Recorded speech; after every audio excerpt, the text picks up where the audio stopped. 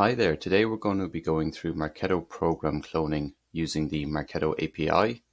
I've got an accompanying blog post for this video, so if you want to know a bit more about why you might want to clone your Marketo programs, then you can check out the reasoning here. The first example we're going to go through is a simple Zapier workflow that makes Marketo API requests to clone programs, and then later on in the lesson I'll show you how to incorporate looping in your Zapier workflow so that you can clone tens or hundreds of programs at once. So without further ado, let's get into the first Zapier workflow. So in Marketo, the structure for our organic social campaign tracking is as follows. And we've got three different campaigns we're going to clone in this first app: the Facebook, LinkedIn, and Twitter programs. And before I jump into this app, I'll mention that all the code that's used in all these code by Zapier actions is all within GitHub here. So if you want to copy the code and make it your own, feel free to do so and start building your own workflows. I actually encourage it. So on the first day of every month, this Zap is going to trigger at midnight. It's going to get the Marketo access token, and this will then give us the authorization we need to make all subsequent Marketo API requests. And as you'll notice here, every program name in Marketo follows the exact same naming convention, where they've all got the same ending. They've just got a different start depending on the year or the month they were created. So we can use this information to make a Marketo API request using the name of last month's programs, and we know what the names of last month's programs are because we just need to know last month's year and last month's month. And once we know that, we can get the program IDs of the Facebook, LinkedIn, and Twitter programs using their names by making an API request. Once we have these program IDs, we're then going to get the latest folder in which we want to clone the latest versions of these programs. So if it's January 2022, we're going to look for this folder. However, if it's January 2021, we'd look for this folder instead, and that's where we're going to create the new versions of these programs.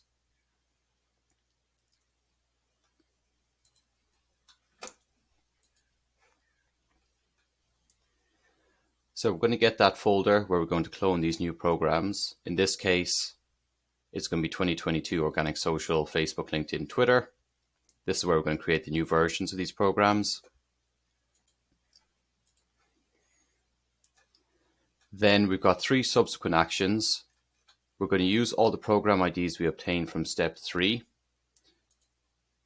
So here in step 5, we can see that we're bringing in all three program IDs, but we're only going to use the first one because this corresponds to the old Facebook program that we want to clone. And this is a folder from step 4 where we want to clone this new program into. And we pass Marketo API access token to let Marketo know we have the authorization to make this request. So then we're going to clone the Facebook program. The setup for the LinkedIn and Twitter programs is the exact same. We bring the program IDs, the parent folder, and I recommend separating these three cloning actions into three distinct code by Zapier actions. And the reason for this is I initially had them all in a single code by Zapier action, and then I used a for loop to clone each program successively. However, each Zapier action has a 10-second timeout limit. And cloning programs actually take several seconds via the API. So if you try to combine all three of these into one action, it's likely that you'd exceed the 10-second timeout limit and then your Zap would fail. So I recommend splitting them into three distinct code by Zapier actions. So we've now cloned all of our three new programs. The next thing we're going to do is update the program tokens. And if we look at a program in Marketo and we look at the My Tokens, we use these tokens in the visited campaign here to set a person's first and last touch attribution fields. And you'll notice that when we clone a program for a new month, the only parameters we need to update, because they're date dependent, are the UTM token and the campaign token. And we just need to update the year and month in these values so that they're relevant for the current month. So that's what step 8 does. It updates the program tokens with the new campaign value and the new UTM value for the current month. And then we're going to get the smart campaign IDs that exist within this program and within each of these 3 programs. And then we've got a final API request to update the smart campaign descriptions in order to put the UTM parameters we're tracking for the current month into the description. And the reason we do this is because it's very easy then to just copy these UTM parameters and then copy and paste them into the visit web page triggers that we're using in this campaign. And similarly, we also use these UTM parameters in the converted and contacted campaign. So this step number 10, just makes it easier later on to go straight from the description of the smart campaign and copy and paste the UTM parameter values into the smart lists of these different campaigns. So that's why we do that. And then the final part is optional, but you can send a Slack message to say, hey, these 3 new programs were cloned. And if there's any manual work that needs to be done, like syncing these programs to Salesforce, because unfortunately you can't sync Marketo programs to Salesforce campaigns using the API. So you might just want to send a message to Slack to let people know that that should be done. So that's what step 11 does here.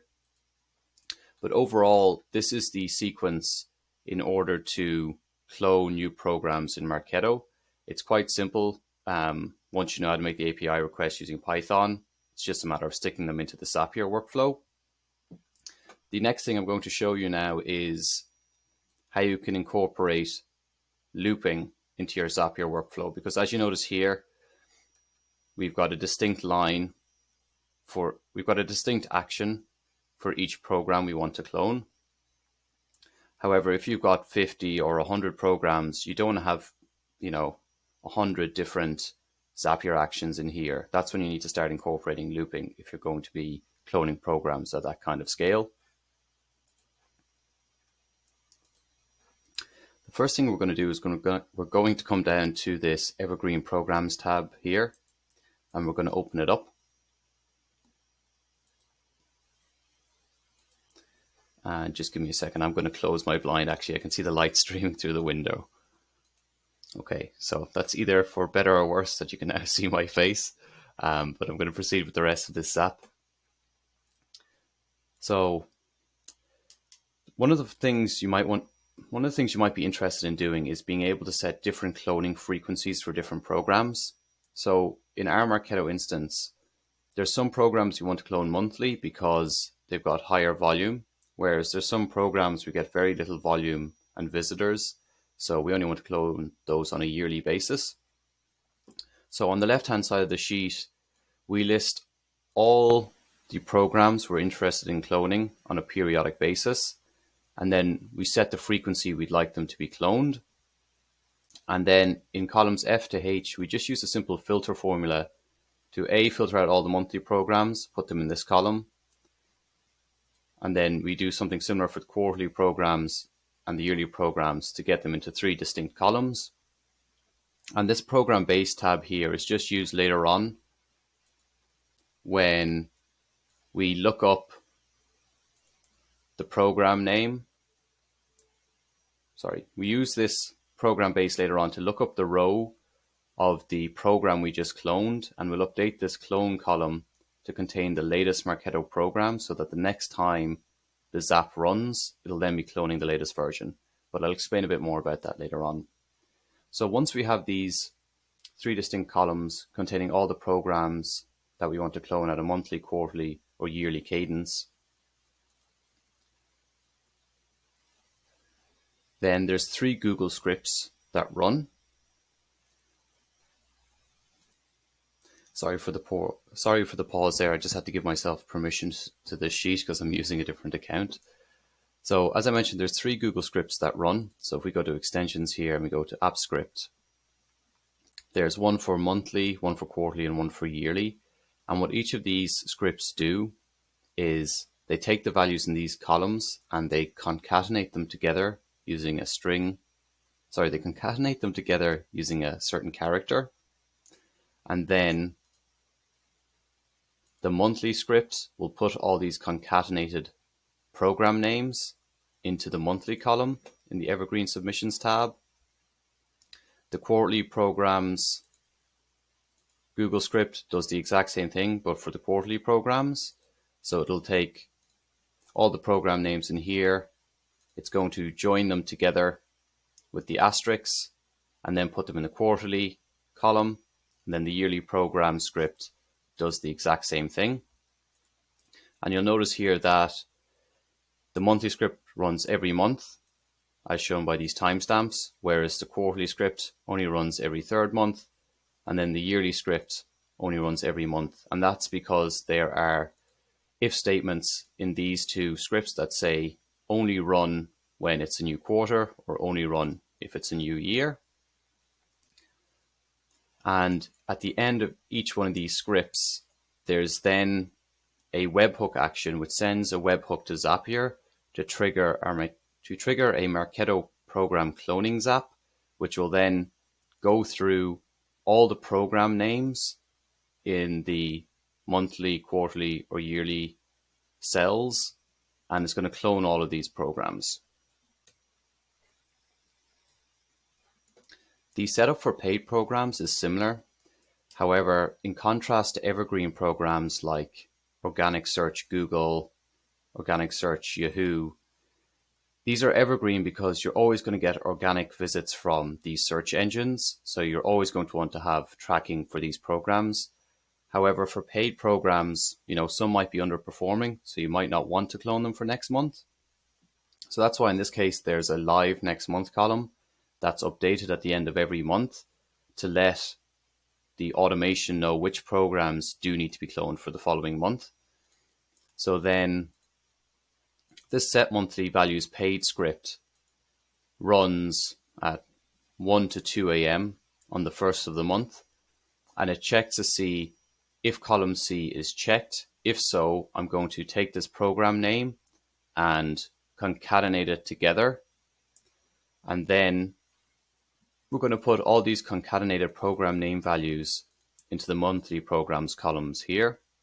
And then the same as before, we're going to send a webhook to Zapier, and we're going to send the timestamp so that Zapier can then look up this row using that timestamp and get all the program names that need to be cloned for this month.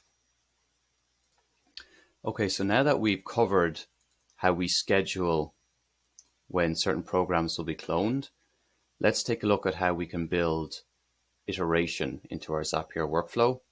So one of the 2 ways to do this is using webhooks. So as I showed you there, we've got a Google script, and this is going to send the timestamp value to a Zapier webhook, and that's going to trigger the workflow to run. So this send webhook external comes from Google Scripts, or it can come from anywhere else. It's going to trigger your Zap to run. We're going to go through a series of actions which will clone all the programs in the monthly, quarterly, or yearly columns. We're going to evaluate if there are more programs to clone.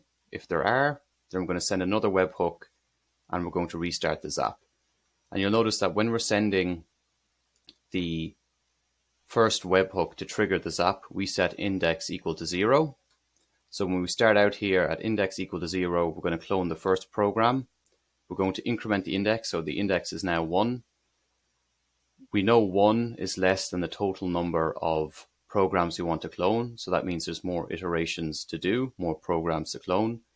So this is going to evaluate to yes, and then we're going to send a webhook with an incremented value of this index. So now the next time the catch webhook runs, since the index has been incremented, we're now going to clone the next program in the list, and we're going to repeat this process until we've cloned all the programs. So to show you quickly what this looks like in Zapier, we catch a webhook from Google Scripts. It contains a timestamp value and an index. when this first comes from Google Scripts, it's going to be equal to 0. The reason this is currently equal to 15 is because it had previously run through another for loop, and this action at the very end here was the last thing to send a webhook to this catch webhook trigger. So that's why it's actually equal to 15. But the first time it comes in here, the index is going to be equal to 0. And then we're going to do all these actions. We're going to do all these actions to clone this one program. Once we've cloned this one program, we're going to increment the index. We're going to see if there are more programs to clone. If there are, we're going to send another webhook. And then this other webhook is going to be sent here, and the index is now going to be equal to 1. We're going to clone the second program in the list. There are still more programs to clone. Index is now 3. We're going to go back up to the top, clone the third program in the index, and so on. So that's how we achieve looping with webhooks in Zapier, by bookending the actions we care about in a catch webhook trigger and then a send webhook action. And each of these 4 zaps has the exact same structure. It's just that they're triggered by a different Google script. They'll be triggered by one of these 4 Google scripts. And they're going to look at different columns from the sheet. The paid zap looks at this column. Then the organic monthly zap looks at this column. The organic quarterly zap looks at this column. And the organic yearly zap looks at this column. But the code for each of these zaps, the code that's used in each of these code by Zapier actions, is stored in all of these GitHub repositories. So again, make the code your own, go crazy, build some cool stuff. So the folder hierarchy that we're dealing with, so I'm going to choose like an organic search example. We've got the overarching parent program, which I'm going to call the level 1 folder. And we know what each of these IDs are. We know if it's going to be an organic search program, it's always going to go in here. So that's the level 1 folder. The next folder is level 2, where we need to find the folder for the current year. Then based on the program name, it's either going to fall into a monthly or yearly cloning frequency. If it falls in the monthly cloning frequency, then this is the level 3 folder we care about. And then we need to find the folder for the current month, which is the level 4 folder. So to summarize, this is level 4, this is level 3, that's level 2, and this is level 1. So if we jump into our Zap here, we already know what the level 1 folders are. So if it's an organic search program, referral program, paid program, or organic social, we already know what the parent IDs for all of these are. So we just extract those. And then the first thing we're going to do is we're going to get that level 2 folder, which in this case is the folder for the current year. And then once we have this, we're going to get the level 3 folder. It's either going to be monthly or yearly, depending on how often the program needs to be cloned.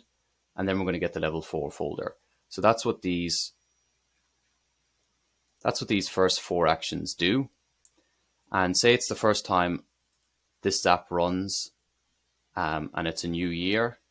So then obviously the 2023 folder here would not exist. So it's going to create it. And same for these, it's going to create the monthly or the yearly folder if they don't yet exist.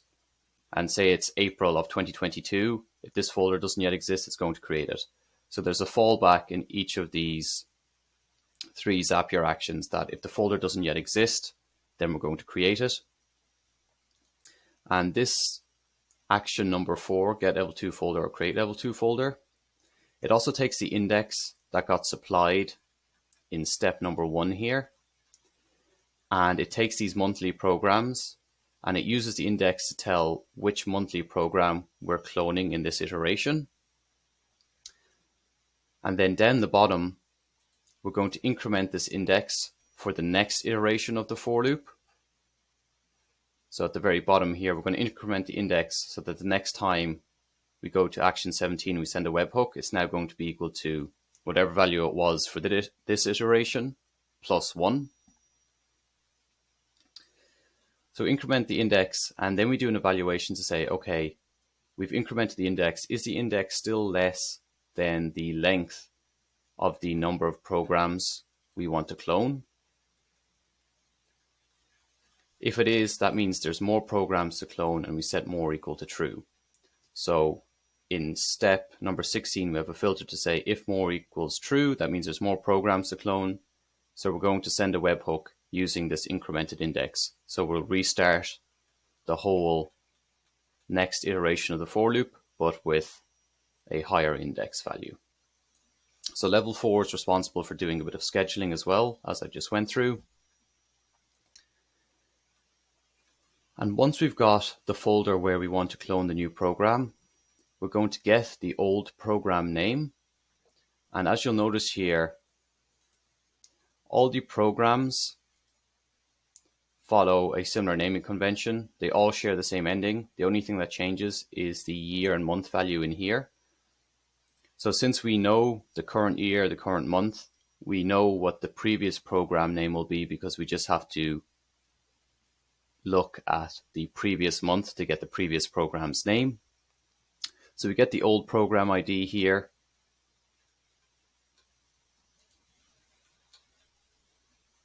Then once we have the new program, once we have the old program ID, we're then going to clone it. And you'll see we pass in some variables here, like we pass in the year that we obtained from step 4 and the month, because these are used in naming the new program. We pass in the folder where we want to clone the new program to, and that's obtained from step 6 over here. And then this is just a description field that we're going to update the description of the clone program to. So we're going to clone the new program into the new folder. So we're going to clone the program into the level 4 folder. And this action, if it runs successfully, it already returns the program ID. However, cloning a program takes time in Marketo, and often Marketo does not return the successful response to Zapier in time. So this action times out. And then because it times out, all the subsequent actions that depend on this step fail. So what I've done instead is I've built what I call a redundancy step. So as I mentioned before, the names of these programs are predictable. So we know that since step 8 did execute successfully, we know what its name is. So we're going to get the program ID for this newly cloned program using its name. So once we do that, all these subsequent steps depend on the program ID from step number 9. And this means that if step number 8 fails, and what I mean by fails is the program is cloned successfully in Marketo, but Marketo doesn't send the successful response to Zapier in time, then that doesn't matter. Step 8 can fail because all these subsequent steps use the ID from step 9 instead. Once we have the new program ID, we're going to get all the smart campaigns that exist within this program. We're going to get all of their IDs. And then there's some code here that's either going to activate the campaign if it's trigger based, or it's going to schedule it if it's a batch campaign. And the way it knows whether it's a batch or trigger campaign is just by the name. So in this example here, the batch campaign that we need to schedule contains anonymous in the name, whereas all the other ones are trigger. So that's why there's just a simple if statement here to say if attribution is in the smart campaign name, then schedule it.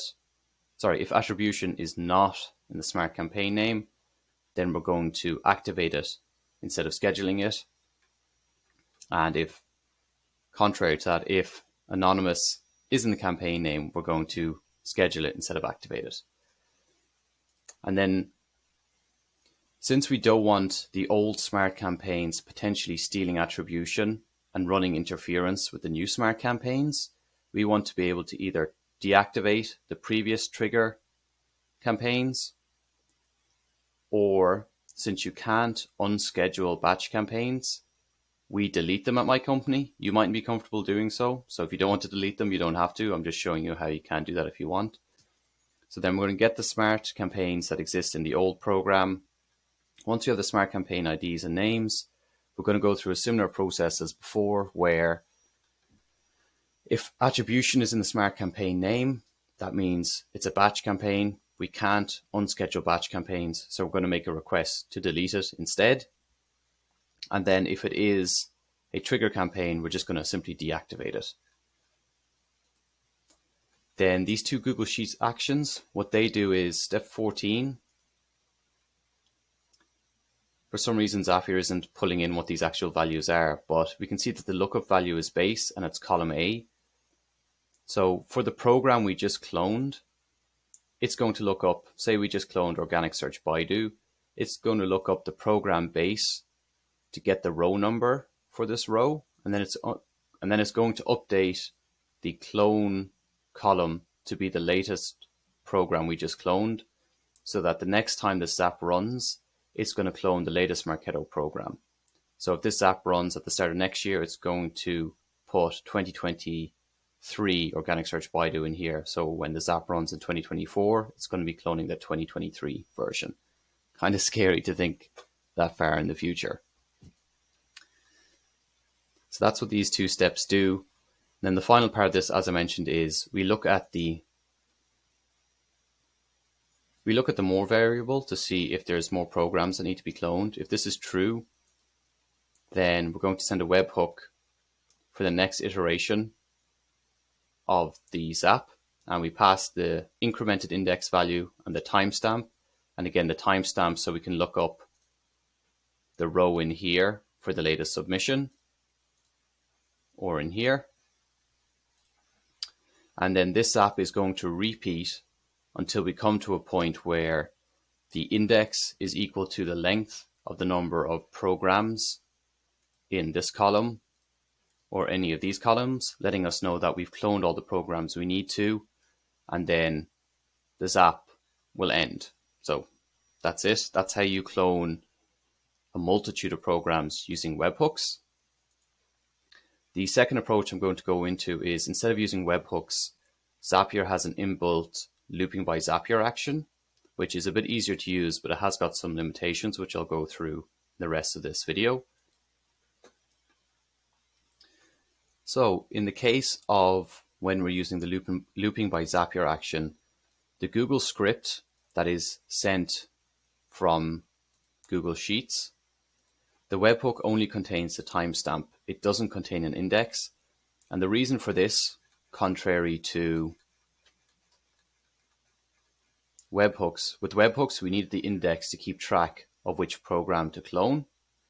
However, when you're using looping by Zapier, Zapier keeps track of all the loop iterations. So we don't need to pass an index here at the start. And then all the iteration tracking is done in the looping by Zapier action. So that's why we only send a timestamp here. And to show you what that looks like in Zapier, this is what the looping by Zapier action looks like.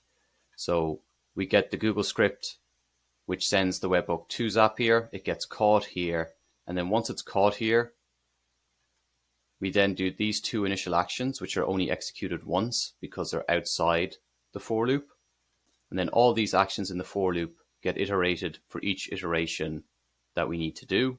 Or in other words, these get executed for each program we need to clone. And in this case, you could bring the Marketo access token inside the for loop, because this Marketo access token only lasts for 3,600 seconds or 1 hour.